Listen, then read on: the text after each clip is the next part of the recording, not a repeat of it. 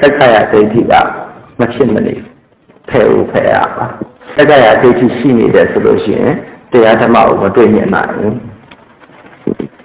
ဒီနေ့သင်္ကနီကျမ်းမှာဒိဋ္ဌိကတာနံပဟာနံလို့ဆိုထားတယ်ဒိဋ္ဌိကိုပယ်ရမယ်လို့ဟောကြားထားပါတယ်ဒိဋ္ဌိကိုပယ်ဖို့အတွက်ဦးဇင်းတို့မိမိတို့ရဲ့ခန္ဓာဘယ်လိုဖြစ်လာသလဲဆိုတာကိုစပြီးတော့အရင်လေ့လာကြည့်ကြမယ်နော်စပြီးအရင်လေ့လာကြည့်တဲ့အခါမှာပြိဿံနေပေါ်ကနေစပြီးလေ့လာကြည့်မယ်ပြိဿံနေတယ်ဆိုတာဟိုဘက်ဘဝနဲ့ဒီဘက်ဘဝနဲ့ကိုပြန်ပြီးဆက်တဲ့သဘောကိုပဋိသန္ဓေလို့ခေါ်တယ်တစ်ခါပြန်ပြီးတော့ဆက်တာပေါ့ပြိဿံနေတဲ့အခါမှာအချက်၃ချက်ရှိတယ်အဖရဲ့တုတ်တွေးသမီးရဲ့မျိုးဥနှစ်ချက်နောက်တစ်ခါချက်ချင်းတည်တဲ့တတ္တဝါတစ်ခုရှိရမယ်အဲ့အချက်၃ချက်ကတရားနဲ့ကြာရမယ်အဲ့ဒီအချက်၃ချက်စုံလိုက်တဲ့အခါမှာသမီးရဲ့သားအိမ်ထဲမှာအမုံကလေးစာဖြစ်တယ်ပေါ့အဲ့ဒီအမုံကလေးကကိုနေတွေတော့ရှင်းပြထားတယ်ဆိုရင်နုမျိုး36ဟာအစစ်စားပြီးတော့ခွဲလာတာလေပရမနုမျိုးထိဟုတ်တယ်နော်နောက်ပြီးတော့ဟိုအခြားလေးကနေခါပြီးတော့အသက်ကလေးထိလေမှတ်မိတယ်နော်တာမန်မျက်စိနဲ့မြင်ရတဲ့အဲ့ဒီအမုံကလေးကနေပြီးတော့ဘုံဘုံတို့ဘဝတွေကိုစခဲ့တာပဋိသန္ဓေနေတဲ့အခါမှာအဲ့ဒီအမုံကလေးကနေစအဲ့ဒီအမုံကလေးထဲမှာအနည်းဆုံးဘာတွေပါဝင်တယ်လို့ပြောလဲပထဝီဒီတော့အဘောဝါရဲ့တက်လေးကအနည်းဆုံးပါဝင်တယ်နောက်တစ်ခါပေါ်နာခန္ဓာရတာသုဝိကရုပ်ဆိုတာပါတယ်အားလုံး10ခုတစ်ခုကိုကလစီတစ်ခုလို့ခေါ်တယ်ကလစီအစီအုံးလို့ထပ်ခွဲနေရတယ်ကြားလဲကြောက်အောင်မယ်မှတ်လဲမှတ်မိမှာမဟုတ်တော့ဘူးเนาะဒီဟာတွေတော့ပြောပြတော့အဲ့ဒီအမှုလေးကကံရုပ်လို့ခေါ်တယ်ကံတော့ဖြစ်တဲ့ရုပ်အဲ့ဒီကံကမိမိကိုယ်တိုင်နဲ့ဘဝအသက်ဆက်မှာပြုခဲ့တဲ့ကံတရားတွေရဲ့အစွမ်းနဲ့လာဖြစ်တာနော်လာဖြစ်တဲ့အခါကျတော့အဲ့ဒီအရာလေးကနေဘဝတစ်ခုစတယ်ကဲအဲ့ဒီအမှုကလေးကိုကြည့်အဲ့ဒီအမှုကလေးကယောက်ျားလားအမှုလားဘယ်ဟာအမှန်တရားလဲမိန်းမလားအမှုလားလူလားအမှုလားတလိ္ဆာလားအမှုလားနတ်လားအမှုလားငါလားအမှုလားမောင်ဖြူလားအမှုလားနတ်ဖြူလားအမှုလားအဲ့တော့ငါလည်းမဟုတ်ဘူးအဲ့အမှုလေးอ่ะเนาะယောက်ျားလည်းမဟုတ်ဘူးမိန်းမလည်းမဟုတ်ဘူးတတ္တဝါလည်းမဟုတ်ဘူးတတ္တဝါဟုတ်ရဲ့လားမဟုတ်ဘူးเนาะအဲ့အမှုကလေးပြိတ္တန်လေးကံကြောင့်ဖြစ်တဲ့ရုပ်ကလေးနဲ့လည်းမရှိမနှောင်းပါပဲဥဒုကြောင့်ဖြစ်တဲ့ရုပ်တွေထပ်ပွားလာတယ်ဥဒကရုပ်ဥဒကြောင့်ဖြစ်ပြီးသူလည်းမရှိမနှောင်းပါပဲစိတ်ဒကရုပ်ဒီကနေ့နေတဲ့သူရဲ့စိတ်ကြောင့်ဖြစ်တဲ့ရုပ်တွေထပ်ပွားလာအဲ့အမှုကလေးကအမှုအများကြီးထပ်ပွားလာတာထပ်ပွားလာပြီးတော့အာဟာရရုပ်ကအဲ့ပဋိသန္ဓေစပြီးနေတဲ့နေရာနေတော့စပြီးတော့အနည်းဆုံး9ရက်အများဆုံး14ရက်ကြာမှအနေရမယ်ပြီးတော့စားတဲ့တောက်တဲ့အာဟာရတွေကအဲ့ဒီမှာလာပြီးတော့အထောက်ပံ့ပေးတယ်အဲ့ဒီ9ရက်အတွင်းတော့အဲ့ဒီအာဟာရတွေကအထောက်ပံ့မပေးသေးတဲ့အတွက်တော့အာဟာရရုပ်တွေမဖြစ်သေးဘူးအနည်းဆုံး9ရက်အများဆုံး14ရက်ကြာတဲ့ကြာမှအဲ့ဒီအမှုံလေးကိုအမေရဲ့စားတဲ့တောက်တဲ့အာဟာရနေတော့အထောက်ပံ့ပေးရင်းနဲ့အဲ့အမှုံလေးရဲ့ဆက်ပွားလာတယ်ကံကြောင့်ကံတွေကလည်းဆက်ပွားစေတယ်နောက်ပြီးတော့ဘာပွားလဲဥဒုကဆက်ပွားတယ်နောက်ပြီးတော့စိတ်ကဆက်ပွားတယ်နောက်တစ်ခုကအာဟာရနော်မှတ်လို့လွယ်တဲ့ဟာတော့ကံစိတ်ဥဒုအာဟာရမှတ်လို့လွယ်တယ်နော်ဒါပေမဲ့ဒီရဲ့ဖြစ်စဉ်အစီအစဉ်ကြတော့ကံပြီးတော့ဥဒုပြီးတော့မှစိတ်ပြီးတော့မှအာဟာရနော်နောက်တော့အခုစဉ်းစားကြည့်ပြီးအနိဗ္ဗာန်နဲ့မှတည်လိုက်ပြီဆိုတော့ဘာနဲ့အရင်စလာတယ်ဥဒုနဲ့စတွေ့ရမှာပဲလေအပူအိမ်နဲ့စတွေ့ရမှာပဲလေပြီးတော့မှစိတ်ကနေကပထမစိတ်စမှဖြစ်တယ်ဘာလို့အဖြစ်လဲဆိုတော့ ပဋိသန္ဓေနေတဲ့စိတ်ကလေးကသူကဘဝအတ္တမှာစကားကဖြစ်နေတဲ့အတွက်ကြောင့်အားလုံးနေနေတဲ့စိတ်ရဲ့နှိယအမှုံလေးရလဲဟာရဝတ္ထုလေးရလဲတော်တော်အားနည်းနေတဲ့အတွက်ကြောင့်အဲ့စိတ်ကရှုပ်တယ်မှဖြစ်နေတယ်နောက်နည်းနည်းလေးအရှိန်ရမှာဖြစ်နေတာအဲ့ဒီအတွက်ကြောင့်ဥဒုပါနေပြီးရင်ဖြစ်တာပြီးတော့မှစိတ်ကနေပြီးတော့စိတ်ကောင်းဖြစ်တဲ့ရုပ်တွေထပ်သွားတယ်နောက်14ရက်9ရက်အဲ့လောက်ကြာမှအာဟာရရုပ်တွေဖြစ်လာတော့အဲ့အမှုံကလေးကနေနောက်မှဖြစ်လာတော့အမြုပ်ဖြစ်လာတယ်အဲ့အမြုပ်အစင်ရောငါလားပါအမှုံလေးနဲ့ပတ်ပြီးရှာတယ်အမြုပ်ပဲမှာလားအဲ့ဒီအမြုပ်ကိုပဲယောက်ျားလို့ခေါ်လားမိန်းမလို့ခေါ်လားတတ္တဝါပုဂ္ဂိုလ်အသက်ကောင်လူရတော့ဘယ်ဟာအမှန်တရားလဲအမြုပ်ကအမှန်တရားဟောလားကဲအဲ့ဒီအမြုပ်ကလေးကနောက်ထပ်9ရက်ကြာတော့အဆိုင်ခဲလေးဖြစ်လာတယ်အဲ့ဒီအဆိုင်ခဲလေးကငါလားယောက်ျားလားပုဂ္ဂိုလ်တတ္တဝါအသက်ကောင်လူရတော့ဝိညာဉ်စသည်အပြင်အခုမှမဟုတ်ပါဘူးဘာပဲဖြစ်လဲအဆိုင်ခဲလေးအဲ့ဒီဆိုင်ခဲလေးကနောက်ပါဖြစ်လာတော့တွေးစိတ်ကလေးတွေးစိတ်လေးတော့ဆိုတော့အဲ့တွေးစိတ်လေးကိုငါလို့ခေါ်တာယောက်ျားလားအဲ့တွေးစိတ်လေးကမိန်းမပုဂ္ဂိုလ်တတ္တဝါအသက်ကောင်လူရတော့စသည်အပြင်ဒါလေးမဟုတ်ဘူးဘယ်ဟာအမှန်တရားလဲတွေးစိတ်ကလေးအဲ့ဒီတွေးစိတ်ကလေးနဲ့နောက်9ရက်လောက်တော့ပါတဲ့ကလေးဖြစ်လာတယ်အဲ့အတားတဲ့ကလေးရောယောက်ျားမင်းကပုဂ္ဂိုလ်တ attva အသက်ကောင်လေးကြတော့ဘယ်ဟာအမှန်တရားလဲဒါတဲ့ကလေးကအမှန်တရားနောက်တော့တစ်ခါထပ်ပြီးပွားလာရင်လည်းခမ9ရာဆိုတာဖြစ်လာတယ်ခမ9ရာဆိုတာအဲ့အတားထုံးကလေးကနေပြီးတော့အဖုလေးတွေ5ခုကောင်းလေးထွက်တဲ့နေရာမှာအဖုလေးတစ်ခုလက်နှစ်ဖက်ထွက်တဲ့နေရာမှာအဖုလေး2ခုခြေထောက်နှစ်ဖက်ထွက်တဲ့နေရာမှာအဖုလေး2ခု5ခုထွက်လာတယ်အဲ့5ခုကိုပဲခမ9ဖြာလို့ခေါ်တယ်ဒီမြင်ကြည့်ရတယ်ချင်းတဲ့လေးလို့လားမသိဘူးเนาะအဲ့ဒီချင်းတဲ့လေးနဲ့ခက်တဲ့ဟာလေးကိုအဖုလေးတွေ5ခုနဲ့ဟာလေးကိုငါလားအဲ့ဒါလေးရယောက်ျားမိန်းမပုဂ္ဂိုလ်တတ္တဝါအသက်ကောင်လက်ကြကောင်ဒါနောက်ထပ်9ရက်9ခါဆိုတော့9ရက်ရှင်းမလား49ရက်49ရက်လည်းကြာလဲကြာတော့ဥကောင်းနေရာမှာမျက်စိအရာလေးတွေမျက်စိမဖြစ်သေးဘူးเนาะအရာလေးတွေဆိုတာဖြစ်သေးတာနှာခေါင်းအရာလေးပါးစပ်အရာလေးနှရွက်အရာလေးတွေကအဲ့ဒါ49ရက်လည်းကြာလဲကြာတော့မရှိမှန်းတော့သူတို့တွေဖြစ်လာတယ်အဲ့ဒါကိုပတာကာယုတ်လို့ခေါ်တယ်အဲ့ပတာကာယုတ်အချင်းအချင်းမှာပေါ့ယောက်ျားလားမိန်းမပုဂ္ဂိုလ်တတ္တဝါမောင်ဖြူကဲကြားပါတယ်ကိုနှုတ်မလို့ရှိရင်9လအထိစောင့်နေရတယ်နော်ညညမွေးလိုက်တော့ဒါမွေးလိုက်ပြီအမိဝါနေကျွတ်သွားပြီပေါ့နော်ကလေးလေးလူယောဂတွေကိုရောက်လာတယ်ရောက်လာတဲ့အခါကျတော့မိဘတွေဆွေမျိုးမိကိုမောင်မအတိုင်းဝိုင်းတွေကနတ်နယ်ပေးတယ်အခက်လေးလေးကိုယောက်ျားလေးဆိုမောင်ဖြူပေါ့နော်မိန်းကလေးဆိုရင်မဖြူပေါ့ပါပြအားဖြင့်နည်းနည်းပေးလိုက်တော့မောင်ဖြူရေးမဖြူရေးခေါ်နေနောက်ကျတော့ကလေးလေးကနားရင်လာပါကြာလာတော့ဘယ်လိုဖြစ်လဲမောင်ဖြူဆိုရင်ဒါငါ့ကိုခေါ်တာပဲသူစိတ်ထဲမှာဆွဲလာပြီဟုတ်တယ်မလားဆွဲနောက်ကျရင်မောင်ဖြူရေးဆိုတာသူကျုံပြမယ်ရည်ရမယ်ပေါ့နော်လက်သားရချိသားရလောက်ပြမယ်ပေါ့ကြာလာတိုင်းအဲ့ဒီမောင်ဖြူရည်ဆိုတာကြီးသူစိတ်ထဲမှာကြီးလာတဲ့အထိဆွဲသွားတကယ်လို့လားမောင်ဖြူမဟုတ်ဘဲနဲ့ဂျော်နီအောင်ဘူးလို့လေးထားရောဂျော်နီအောင်ဘူးဖြစ်မှာဟုတ်လားဂျော်နီအောင်ဘူးလို့မောင်ဖြူလို့ဆိုတာတွေကအမှန်တရားလားနားတယ်ပညာပေးလိုက်တာเนาะတယောက်နဲ့တယောက်ဆက်ဆံလို့ရအောင်ဆက်သွယ်လို့ရအောင်ဆိုပြီးတော့နားနဲ့ပေးလိုက်အဲ့ဒါကိုပညာလို့ခေါ်ပါတယ်နောက်ကြတော့အဲ့ပညာကြီးကိုအခွဲပြီးဆွဲလာ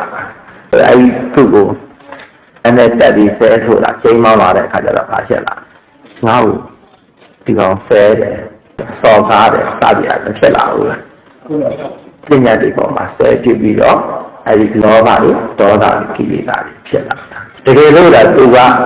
သူ့ကိုယ်သူအမှုန်နေနဲ့ဖွဲ့စည်းထားတဲ့ခန္ဓာကိုယ်ကြီးပဲလို့သူစိတ်ထဲကသိနေမယ်ဆိုလို့ရှိရင်သူဘယ်လိုပဲဆက်ဆက်သူပါဖြစ်ရှိအောင်ရှိရင်တော့ဒီစိတ်ထဲမှာခုနအာသာပညာသဘောတဘာဝရစပေးထားတာမောင်ရှူဆိုတိုင်းသူတယောက်တည်းမောင်ရှူလားတန်တဲ့မောင်ရှူတွေမရှိနိုင်ဘူးလားအဲ့တော့မောင်ရှူလို့ဆွဲတာနဲ့သူ့ဆဲတယ်ဆိုပြီးရင်ရောအဲ့ဒီမှာပါဖြစ်လဲမကျင်တဲ့တော့တော်တာတွေဖြစ်တာပေါ့မောင်ရှူရဲ့အရင်လှလာပဲကွာအမြဲသဘောကောင်းတာကောင်းတာလေးတွေအညွန့်လေးတွေပြောလာခဲ့သဘောကိုကြားပြီးပြုံးတော့ပညာတွေပေါ်မှာအဲ့လိုဖြစ်တာပဲဟုတ်လားကိလေသာဖြစ်တယ်ဆိုတာပညာပေါ်မှာဖြစ်တာပါအဲ့ဒါပေါ်မှာဆိုရင်ကိလေသာဖြစ်เสียအကြောင်းမရှိပါဘူးပရမတ်ကိုမြင်ရင်အဲ့ဒါကိုလက်ခံလားသဘောပေါက်လားမသိဘူးကဲနောက်ဥပမာတစ်ခုပြောပြမယ်ဒီနာကဒီဆိုင်ရဲတစ်ခဲသွားတူလာအဲ့ဒီဆိုင်ရဲကိုစုံနေထဲထောင်းရလာတဲ့အမုံကိုညှဉ်းညံ့တော့ပိတ်စိမ်မနဲ့တက်တူးလာတဲ့ဒီဆိုင်ရဲကြီးကိုဘာလို့ခေါ်လဲဒီဆိုင်ရဲလို့ခေါ်တယ်ဟုတ်လားအောင်ပြီးတော့ပိတ်စိမ်နဲ့တိုက်လိုက်တဲ့အခါကျတော့ဘာဖြစ်သွားလဲဒီဆိုင်ရဲလို့ခေါ်သေးလားပုံသဏ္ဍာန်ပြောင်းသွားတာနဲ့ပညာကပြောင်းသွားတယ်ဘာဖြစ်သွားလဲပုံသဏ္ဍာန်ပြောင်းတာနဲ့ပညာကပြောင်းသွားနာမည်ပါပြောင်းသွားတယ်ပေါ့နော်ကဲအဲ့ဒီအမှုံကိုလိုအပ်တဲ့လောက်ခြေလေးကိုထည့်ပြီးတော့နှဲလိုက်တယ်နှဲလိုက်တဲ့အခါဘာဖြစ်သွားလဲရှင်တော်ကြီးဖြစ်သွားတယ်အမှုံလို့ခေါ်သေးလားခုနတော့ကမြေဆိုင်ကျဲမှာတော့အမှုံလေးနဲ့ဖွဲ့စည်းထားတာဟုတ်လားရှင်တော်ကြီးကြတော့အမှုံနေနဲ့ပဲဖွဲ့စည်းတာဒါနဲ့ရှင်တော်ကြီးကိုကြတော့အမှုံလို့မြင်သေးလားဒီဆိုင်ကြီးကိုအမှုံလို့မြင်သေးလားအမှုံတော့ကတော့အမှုံလို့မြင်တယ်ပေါ့နော်ကဲအဲ့တော့အရှင်တော်ကြီးကိုတစ်ဝက်ပိုင်းလိုက်နှစ်ပုံဖြစ်ပါအညီမျှပိုင်းလိုက်မယ်တပုံကိုယောက်ျားပုံတယ်ဟိုပါပေါ့ပပုထူလိုက်ပေါ့ရှင်ပပုပေါ့နော်တပုံကိုမိန်းမပုံတယ်တပုပပုထူလိုက်ထူလိုက်ပြီးတော့လူတိုင်းကိုလိုက်ပြရင်ဘာပြောမလဲဒါကယောက်ျားပုံဒါကမိန်းမပုံမပြောဘူးလားရှင်ဆုံးလို့ပြောသေးလားအမှုံလို့ပြောသေးလားပုံတရံကြောင်းလာတယ်ဘာဖြစ်သွားပြီလဲပညာတွေကြောင်းသွားပြီနာမည်လိုက်ကြောင်းသွားပြီဒီလေးစတဲ့နဲ့အမျိုးသမီးပုံလေးကိုအမျိုးသားတွေကိုပြကြည့်ကိလေသာမဖြစ်လားဖြစ်လားအမျိုးသားပုံကလေးစတဲ့ပုံနဲ့ဟာအမျိုးသမီးတွေကိုပြကြည့်ကိလေသာမဖြစ်လားဖြစ်လားဖြစ်တယ်နော်အမှုံလုံးကကြတော့ဘာလို့မဖြစ်လဲဒီအမှုံနဲ့လှုပ်ထားတာပဲလေဒီအယုတ်ကဟုတ်လား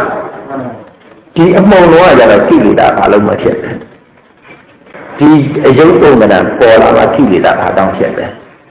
ယောက်ျားပဲမိန်းမပဲလို့စိတ်က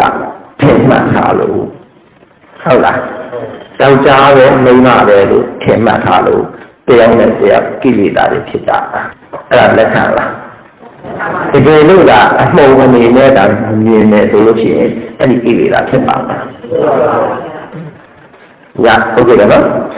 ဒီရဲ့ခန္ဓာဟာလေခုနကပဋိတန်နေနေတဲ့အချိန်အနေစပြီးတော့တန်စိတ်ဥရုအာဟာရအကြောင်းတရား၄ပါးကြောင့်အဲ့ဒီအမှုံလေးအနေကြီးထွားလာပြီးတော့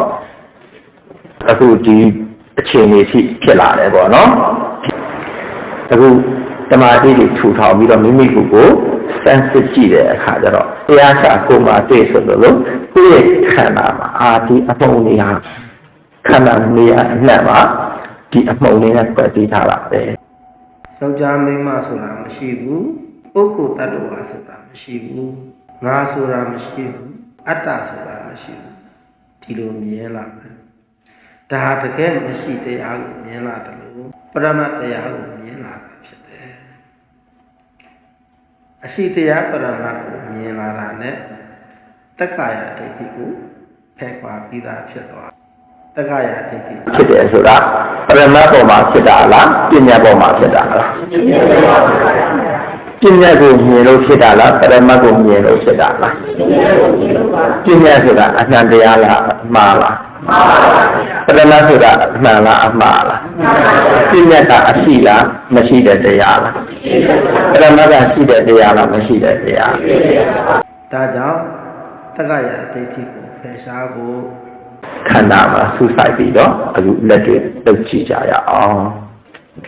ခါလေးကိုဖြောင်းဖြောင်းထားမယ်နာဒီရမှာစိတ်ကိုကပ်ပြီးတတိကိုထူထောင်မယ်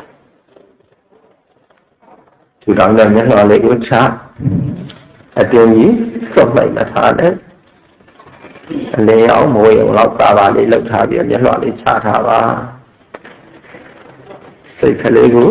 တည်ပြီးတော့ငယ်လေးပေါ်မှာစိတ်ကိုတင်လိုက်မယ်ငယ်လေးမှာလှုပ်လှုပ်ရွာရွာတဖာဖာတဲ့တင်းဖြစ်နေတာလေးတွေကိုသိမယ်လည်းကိုယ်စိတ်ကလေးအရှင်ရပြီဆိုတာနဲ့တကိုယ်လုံးကိုဖြန့်ချပြီးတော့ရှုပလိုက်မယ်နေရာသေးရင်ငယ်လေးကပြန်တယ်မယ်ရပြီလားကိုယ်စိတ်ကိုပြန်ဆန်းစစ်လိုက်စိတ်ကလေးအငြိမ်သွားပြီးရနိုင်တော့ပြီဆိုရင်တကိုယ်လုံးကိုဖြန့်ချပြီးတော့လွှမ်းခြုံပလိုက်ပါအဖျားချရရနေရာလက်မကြောက်အောင်စိတ်ကိုထိုးထွင်းပြီးတော့ခန္ဓာကိုယ်တစ်ခုလုံးကိုရှုပါခန္ဓာကိုယ်ရဲ့အပေါ်ပိုင်းနဲ့မကဘူးအတွင်းပိုင်းအပြင်ပိုင်းမှာပဲပါမယ်အပေါ်လုံးကိုရှုပါ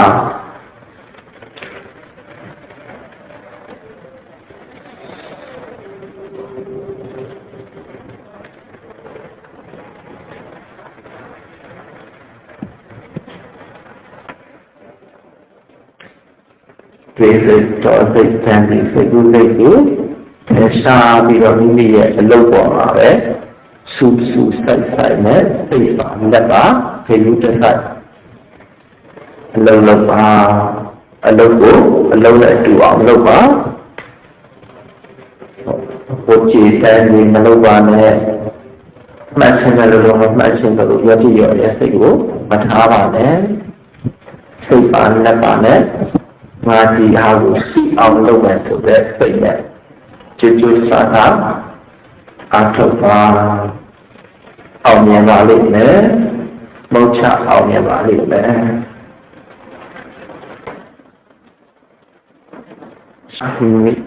ခန္ဓာကိုယ်မှာတကယ်အရှိတရားဖြစ်ပြနေတဲ့သဘောတရားဖောက်ပြန်နေတဲ့သဘောတရားတွေထဲမှာယောက်ျားမိန်းမအသက်ကောင်လက်ရကောင်ဝိညာဉ်ဆိုတာရှိသလားတကယ်သဘာဝတရားကိုသိမြင်နိုင်တဲ့ဉာဏ်ရင်းဉာဏ်လေးရှိပြီဆိုရင်ငါဥစ္စာယောက်ျားမိန်းမပုဂ္ဂိုလ်တ attva အသက်ကောင်လက်ရကောင်ဝိညာဉ်စတဲ့မှားရွေမှတ်သားထားတဲ့အယူအဆအမှားတွေကိုပါဆိုင်ပါလိမ့်မယ်အဲဒီရဲ့တကယ်အရှိတရားဘုံကိုအရှိအနေနဲ့မမြင်နဲ့အပိုင်းအခဲအနေနဲ့မြင်ပုံသဏ္ဍာန်အနေနဲ့မြင်ပြီးတော့ငါဥစ္စာယောက်ျားမိန်းမပုဂ္ဂိုလ်တ attva အသက်ကောင်လက်ရကောင်စသည်အားဖြင့်ထင်မှတ်နေတဲ့အထင်မှားအမြင်မှားတွေကိုတက္ကာယဒိဋ္ဌိလို့ခေါ်ပါတယ်ခန္ဓာဝမှာအဲ့ဒီလိုတက္ကာယဒိဋ္ဌိရှိနေတဲ့ကာလပတ်လုံးဉာဏ်အပညာကိုမရနိုင်ပါဘူး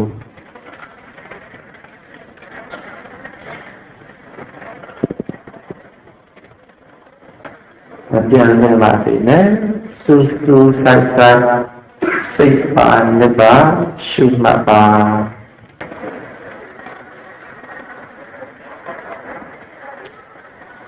ဒီရဲ့သဘောတရားသဘာဝလေးကတစ်ခုအဲ့ဒီဖောက်ပြန်နေတဲ့သဘောတရားသဘာဝလေးကိုသိနေတဲ့စိတ်ကလေးကတစ်ခု